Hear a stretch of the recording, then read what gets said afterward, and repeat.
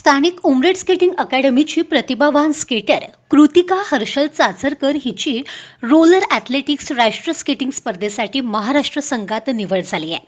खोपोलीची रायगड येथील याक पब्लिक स्कूलच्या आंतरराष्ट्रीय स्केटिंग मैदानावर झालेल्या रोलर ॲथलेटिक्स महाराष्ट्र राज्य स्केटिंग अजिंक्यपद स्पर्धेत उमरेडच्या 11 वर्षीय कृतिका हर्षल चाचरकरने 12 वर्षाखालील मुलींच्या वयोगटात 2 कांस्य पदके जिंकलीत।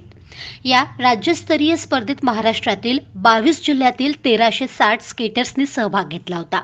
उमरेडच्या कृतिका चाचरकरने आपल्या वयोगटात उत्तम प्रदर्शन करीत 2 कांस्य पदके पटकावली आहेत।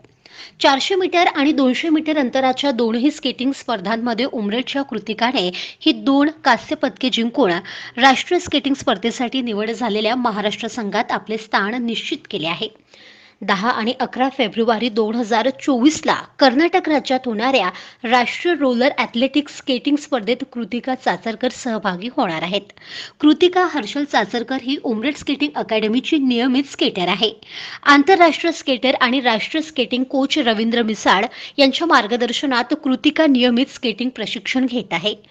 कृतिका ही देवरावजी इटनकर पब्लिक स्कूलची E5वीची विद्यार्थिनी आहे। राष्ट्रीय स्तरावरील या निवड आणि यशाचे श्रेय कृतिका आपले आई-बाबा आणि स्केटिंग कोच रवींद्र मिसाळ यांना देते।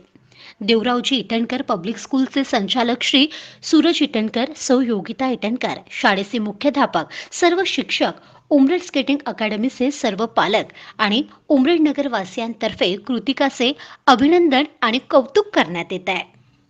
महादर्पण न्यूजकरिता भूपेश पाठराबे, उमरेड।